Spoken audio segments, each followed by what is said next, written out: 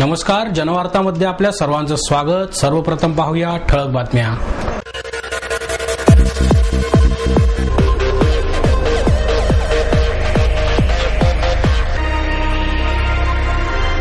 महाराष्ट्र प्रदेश काँग्रेस कमिटीच्या वतीने पश्चिम महाराष्ट्र आणि कोकण विभाग स्थानिक स्वराज्य संस्था पदाधिकारी आणि सदस्यांच्या मेळाव्याचे आयोजन। खडकवासला विधानसभा पोटनिवडणुकीसाठी भारतीय जनता पक्षाकडून भीमराव तापकीर तर राष्ट्रवादी काँग्रेसच्या उमेदवार हर्षदा वांजळे यांचे उमेदवारी अर्ज दाखल। अपयशाचा धोका पत्करणाऱ्या एकपात्री कलावंतांचे कौतुक वाटते, ज्येष्ठ व्यंगचित्रकार मंगेश तेंडुलकर यांचं प्रतिपादन। महाराष्ट्र प्रदेश काँग्रेस कमिटीच्या वतीने पश्चिम महाराष्ट्र आणि कोकण विभाग स्थानिक स्वराज्य संस्था पदाधिकारी आणि सदस्यांच्या मेळाव्याचे आयोजन करण्यात आले। आगामी काळात होणाऱ्या नगर परिषदा, जिल्हा परिषदा आणि महानगरपालिकेच्या निवडणुका लक्षात घेता पश्चिम महाराष्ट्र आणि कोकण विभागातील स्थानिक स्वराज्य संस्थांमधील सर्व सदस्यांचा विभागीय मेळावा बालगंधर्व रंगमंच येथे आयोजित करण्यात आला। यावेळी महाराष्ट्राचे मुख्यमंत्री पृथ्वीराज चव्हाण, सहकार मंत्री हर्षवर्धन पाटील, प्रांताध्यक्ष माणिकराव ठाकरे तसेच पुण्यातील आमदार, नगरसेवक, पदाधिकारी आणि कार्यकर्ते मोठ्या संख्येने उपस्थित होते। यावेळी बोलताना मुख्यमंत्री चव्हाण म्हणाले की कित्येक ठिकाणी पक्षाचं चिन्हच गायब होतं आणि ते पुन्हा कधीतरी आपण जिल्हा परिषदेला जेव्हा वेगळं नेतो तेव्हा पुन्हा एकदम उगवतं आणि अर्थातच पुन्हा बऱ्याच वेळेला आपण ज्यांच्याशी मुकाबला करतो जिल्हा परिषदेला त्यांचा प्रचार करतो विधानसभेला आणि लोकसभेला आणि त्याची अत्यंत विसंगत परिस्थिती आपल्या सर्वांच्या समोर विशेषतः पश्चिम महाराष्ट्रामध्ये आपल्या समोर आहे। आता पश्चिम महाराष्ट्रामध्ये बहुसंख्य ठिकाणी जर काही अपवाद सोडले तर काँग्रेसचा विचार, फुले शाहू आंबेडकरांचा विचार जोपासून आपण जो महात्मा गांधी, इंदिराजी गांधी, राजीव गांधी यांचा विचार घेऊन आपण पुढे गेलो, तो विचार अजूनही मजबूत आहे। पक्ष जरी दोन असले तरी विचार त्या दिशेने जाणार आहे। आपण सगळेच फुले शाहू आंबेडकरांचं नाव सांगतो, आपण सगळेच सर्वसामान्य माणसाला केंद्रबिंदू ठेवून डोळ्यासमोर ठेवून करतो। याचं कारण असं आहे की 1995ला जेव्हा युतीचं सरकार आलं आणि महाराष्ट्रातल्या जनतेनं युतीच्या कारभाराचा अनुभव घेतला आणि 4.5 वर्षाचा तो अनुभव घेतला आणि त्यानंतर तो जातीवादी विचार फेकून दिला। पुन्हा काँग्रेसचा विचार, जरी दोन पक्ष असले तरी काँग्रेसच्या बाजूनं बहुमत दिलं आणि तिथून आपण मग आघाडी सरकार निर्माण केलं। तोच अनुभव दिल्लीला 6 वर्ष वाजपेयींचं एनडीए सरकार, एनडीए सरकारचा अनुभव घेतला आणि त्यानंतर एनडीए सरकारला लोकांनी फेकून दिलं आणि काँग्रेसच्या नेतृत्वाखाली सोनिया गांधींचा विश्वास ठेवून तर 2004ला 2009ला दुसऱ्यांदा विजय केलेला आणि हा विश्वास लोकांनी काँग्रेसवर टाकलेला आहे। याचं कारण त्यातून वाढलेली आहे। शेतकऱ्यांचे प्रश्न असतील, ग्रामीण भागाच्या मूलभूत विकासाचे प्रश्न असतील, सहकारी संस्थांना बळकटीकरणाचे प्रश्न असतील, सर्व शिक्षा अभियानासारखा जगातला क्रांतिकारक कार्यक्रम, मध्यान्ह जेवण द्यायचा कार्यक्रम, जगाच्या पाठीवर इतका प्रचंड कार्यक्रम कुठं राबवला गेला नाही। ग्रामीण आरोग्य योजनेचा कार्यक्रम ज्या माध्यमातून लक्षावधी आशा व्हॉलेंटियर्स आपण नेमलेले आहेत, अंगणवाडी सेविका नेमलेल्या आहेत आणि मूलभूत परिवर्तन हे करायला गेलं आणि हे शक्य झालं कारण प्रचंड मोठ्या प्रमाणात आपल्याकडे ताकद निर्माण झाली काँग्रेसच्या ध्येय धोरणामुळे, काँग्रेसच्या आर्थिक धोरणामुळे। आता आपण पाहिलं, कोण म्हणतं औरंगाबादला 200 मर्सिडीज गाड्या घेतल्या, कोण म्हणतो कोल्हापूरला आम्ही त्याच्यापेक्षा जास्त घेणार। एका बाजूला ग्रामीण भागामध्ये देखील समृद्धी वाढायला लागली, पण त्याचा अर्थ असा की आपले सगळे प्रश्न सुटले असं बिलकुल नाही। समृद्धी वाढायला लागली आहे, पैसा खूप आपण खर्च करतोय, पण या पैशामध्ये जर कुठंतरी लिकेज झालं तर जो पैसा विकासाकरता गेला पाहिजे तो जर गेला नाही, त्या विकास कामामध्ये पारदर्शकता राहिली नाही तर आपल्याला जे उद्दिष्ट गाठायचं आहे ते पार होणार नाही, याच एका उद्देशानं सोनियाजी गांधी यांनी आपल्या राष्ट्रीय सल्लागार परिषदेमधून माहितीच्या अधिकाराचा कायदा आणला. सरकारमध्ये थोडंसं चलबिचल झालं. मी पंतप्रधान कार्यालयामध्ये मंत्री होतो. सगळ्या अधिकाऱ्यांनी, सरकारी अधिकाऱ्यांनी सांगितलं, मंत्र्यांनी सांगितलं की अवघड काम आहे, कसं करणार काम आम्ही. पण तरी सोनियाजींनी सांगितलं की राजीव गांधींची इथे आठवण होती की ₹1 दिल्लीतून पाठवला तर किती पैसे पोहोचतात याबद्दल ते वक्तव्य होतं. हे थोडंसं कुठेतरी कमी झालं पाहिजे. टेंडर असेल, मग महानगरपालिकेचं त्याने चुकीचा काही निर्णय घेतला तर तो उघड झाला पाहिजे आणि मग त्याचे परिणाम जे काय असतील ते भोगावे लागतील. हे जाणून बुजून काँग्रेस पक्षानं हा काम केला. आज एका बाजूला खूप मोठी भ्रष्टाचाराची प्रकरणं, स्कॅम वगैरे निघतायत, एक आंदोलन सुरू झालंय, उल्लेख झाला त्याचा. पण याचं श्रेय खरं जर कोणाला द्यायचं असेल तर ते काँग्रेस पक्षाला आणि सोनियाजींना दिलं पाहिजे. हे लक्षात. खडकवासला विधानसभा पोटनिवडणुकीसाठी भारतीय जनता पक्षाकडून नगरसेवक भीमराव तापकीर तर राष्ट्रवादी काँग्रेसच्या उमेदवार हर्षदा वांजळे यांनी उमेदवारी अर्ज दाखल केले. खडकवासल्यामधील मनसेचे आमदार रमेश वांजळे यांच्या निधनाने रिक्त झालेल्या जागेवर येत्या 13 ऑक्टोबरला निवडणूक होणार आहे. या निवडणुकीसाठी रमेश वांजळे यांच्या पत्नी हर्षदा वांजळे यांनी मनसेऐवजी राष्ट्रवादी काँग्रेसकडून निवडणूक लढवण्याचे जाहीर केले. त्यामुळे मनसेने माघार घेत निवडणुकीत उमेदवार उभा करणार नसल्याचे जाहीर केले. त्यामुळे राष्ट्रवादी काँग्रेसच्या खडकवासला विधानसभा मतदारसंघाच्या उमेदवार हर्षदा वांजळे यांनी सकाळी 11 वाजता उमेदवारी अर्ज जिल्हाधिकारी कार्यालयातील हवेली प्रांत कार्यालयात दाखल केला. त्यावेळी खासदार सुप्रिया सुळे, महापौर मोहनसिंग राजपाल तसेच राष्ट्रवादी काँग्रेस आणि काँग्रेसचे पदाधिकारी उपस्थित होते. एकही मुद्दा असा नाही की त्या मुद्द्यावरनं मी जनतेशी सामोरी जाईन, कारण जनता पूर्णपणे माझ्या पाठीमागे आहे.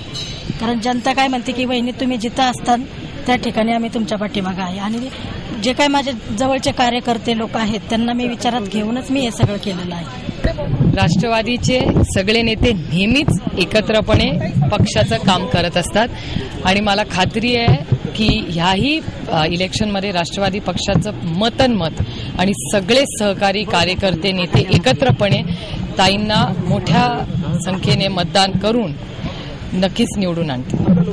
खरं तर रमेश भाऊही जेव्हा होते तेव्हाही कुठल्याही या विकास कामात मला कधीही, जरी ते वेगळ्या पक्षाचे असले तरी कधीही अडथळा आला नाही. आणि मला खात्री आहे की एक कुटुंबासारखं आम्ही बारामती लोकसभा मतदारसंघात सगळेच आमदार आणि मी काम करतो. त्याच्यामुळे ताईंमुळे तर खरं एक महिला या ग्रुपमध्ये आणखीन एक वाढते याचा मला खरंच आनंद आहे. आणि मला खात्री आहे की रमेश भाऊंच्याच पायावर पाय ठेवून ताई त्याच रीतीने ह्या भागाचा विकास करण्यासाठी खूप कष्ट घेते. तर भाजपचे नगरसेवक भीमराव तापकीर यांनी दुपारी अर्ज दाखल केला. त्यावेळी शिवसेना आणि भाजपचे पदाधिकारी उपस्थित होते. यावेळी अर्ज भरताना जोरदार शक्ती प्रदर्शने करण्यात आली. काँग्रेसकडून श्रीरंग चव्हाण यांनी अर्ज दाखल केला तर आमदार शरद ढमाले यांनी माघार घेतली. भाजपचे प्रदेश अध्यक्ष सुधीर मुनगंटीवार यांनी मुंबईमध्ये तापकीर यांच्या उमेदवारीची घोषणा केली. भीमराव तापकीर हे भाजपचे नगरसेवक असून सलग 2 वेळा ते धनकवडी येथून महापालिकेवर निवडून गेले आहेत. विधानसभा निवडणुकीसाठी राजकीय पक्षाने प्रथमच या परिसरातील उमेदवाराला संधी दिल्याचा फायदा निश्चितच तापकीर यांना होणार आहे. तसेच सिंहगड रस्ता परिसरात भाजप शिवसेनेचे हक्काचे मतदार आहेत. त्यातच भाजप आणि मनसेची पडद्याआडची युती जगजाहीर असल्याने त्याचाही फायदा भाजपला होण्याची शक्यता आहे. खरं पाहिलं तर ही जी निवडणूक आहे ही आम्ही भारतीय जनता पार्टी, शिवसेना व आरपीआय हे सर्व मिळून आम्ही विकासाच्या मुद्द्यावर ही निवडणूक आम्ही लढणार आहोत. आणि सहानुभूतीच्या बाबतीत जर विचार केला तर त्या जर नवनिर्माण सेनेच्या जर त्या उमेदवार असत्या, जे आमचे खडकवासल्याचे आमदार कैलासवासी रमेश भाऊ वांजळे यांच्या पत्नी ज्या आहेत त्या जर मनसेकडून लढल्या असत्या तर त्यांना थोड्या प्रमाणात, चांगल्या प्रमाणात सहानुभूती मिळाली असती. परंतु त्यांनी तो पक्ष सोडला, त्यामुळे त्यांना सहानुभूती ही मला वाटत नाही की जेवढी पाहिजे तेवढी मिळणार नाही. आम्ही जे उमेदवार आणि 4 बाकी त्यांच्याबरोबर गेलो, त्यांचे कार्यकर्ते, समर्थक, प्रचारक म्हणून, त्याच्यामध्ये शरद ढमाले स्वतः बरोबर होते आणि शिवसेना कार्यकारी प्रमुख उद्धवजी ठाकरे यांच्यापर्यंत संपूर्णपणाने इथली परिस्थिती गेल्यावर आणि विशेषतः कार्यकारी प्रमुख यांनी खडकवासल्याचा निर्णय जाहीर केल्यावर भारतीय जनता पक्षाच्या, तरी कार्यकर्त्यांच्या भावना तीव्र होत्या. परंतु सामंजस्याचं वातावरण राहून कुठल्याही पद्धतीने काँग्रेस अथवा राष्ट्रवादीला छुपा फायदा मिळू नये आणि कार्यकर्त्यात आणि मतदानात संभ्रम होऊ नये म्हणून शरद ढमाले यांना आम्ही विनंती केली. आणि मला अभिमान वाटतो की फॉर्म भरायला जात नाही सांगून फॉर्म भरणारे भरपूर असतात, परंतु फॉर्म भरायला गेणारा माणूस एका क्षणात पक्षाचा आदेश मानतो, तो शिवसैनिक असतो आणि तो शरद ढमालेंनी दाखवून दिलेला आहे. आणि ते सुद्धा स्वतः पूर्णपणे प्रचारात उतरतील याची मला खात्री आहे.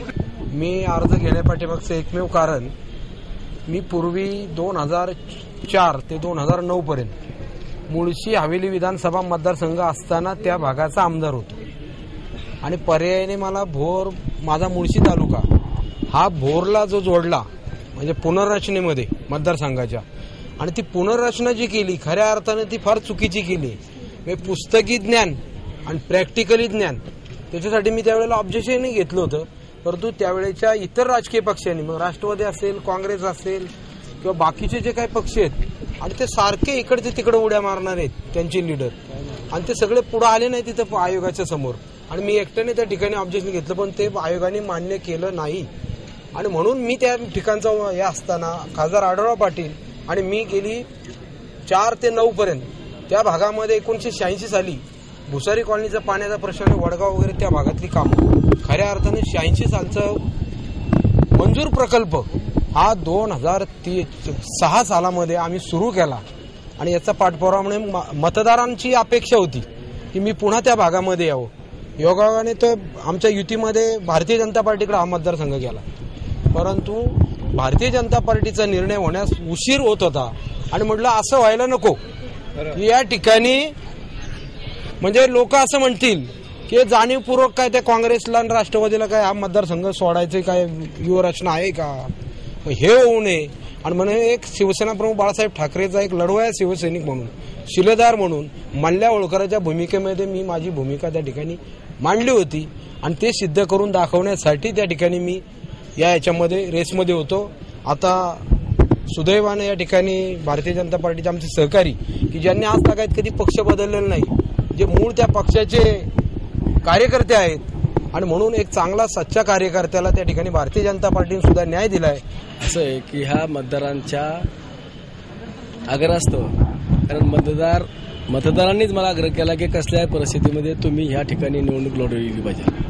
त्याचं कारण असं आहे की 1999 मी त्या मतदारसंघातनं विधानसभेची निवडणूक लढवली होती आणि त्यानंतर सतत कार्यरत राहून त्या ठिकाणी त्या मतदारसंघामध्ये अतिशय चांगल्या पद्धतीची मी कामं केलेली आहेत. त्याच्यामध्ये महानगरपालिकेतून समावेश झालेली गावं सोडवण्याचा प्रयत्न केला आहे. त्यानंतर चौपाटीचा प्रश्न मांडला आहे. अनेक खेडेगावामध्ये, खेड्यापाड्या गावामध्ये, वाडी वस्तीवर अंतर्गत रस्ते म्हणा काय म्हणा असं लोकसभेच्या फंडातून, विधानसभा परिषदेच्या फंडामधून त्या ठिकाणी मी विविध कामं केलेली आहेत. अपयशाचा धोका पत्करणाऱ्या एकपात्री कलावंतांचे कौतुक वाटते असे प्रतिपादन ज्येष्ठ व्यंगचित्रकार मंगेश तेंडुलकर यांनी केले. प्रसिद्ध एकपात्री कलावंत सदानंद चांदेकर यांच्या आम्ही दिवटे या पुस्तकाचे प्रकाशन शिवसेना पुणे जिल्हा संपर्क प्रमुख आमदार डॉक्टर नीलम गोरे यांच्या हस्ते करण्यात आले. यावेळी प्रसिद्ध निवेदक सुधीर गाडगीळ, मनोरंजन प्रकाशनचे मनोहर सप्रे उपस्थित होते. यावेळी तेंडुलकर यांनी चांदेकरांना त्यांचे व्यंगचित्र भेट दिले. ते म्हणाले, पूर्वीचे पुणे हे विलक्षण गंभीर होते. हसणे हा देखील दखलपात्र गुन्हा वाटायचा. त्या काळात एक पात्र कलावंतांचा पाठ लागला नसता. नाट्यछटाकार दिवाकर, ची व्ही जोशी, राम गणेश गडकरी, पु ल देशपांडे, प्रके आत्रे यांनी पुणेकरांना हसायलाच लावले. या लेखकांनी एक पात्री कलावंताचे काम सोपे केले. माणसाला स्वतःची दुःख जवळची वाटतात. अशा गंभीर चेहऱ्याने वावरणाऱ्या प्रेक्षकाला हसवण्याचे आव्हान एक पात्री कलावंतासमोर असते. आम्ही दिवटे या पुस्तकातून चांदेकर यांच्या संघर्षातून वाट शोधत जाणारे कलंदर आणि अस्वस्थता हास्यातून जनतेपर्यंत पोहोचवणारे व्यक्तिमत्व पाहायला मिळते. धोका पत्करण्याची तयारी असेल तर माणूस आत्मविश्वासातून पुढे जाऊ शकतो.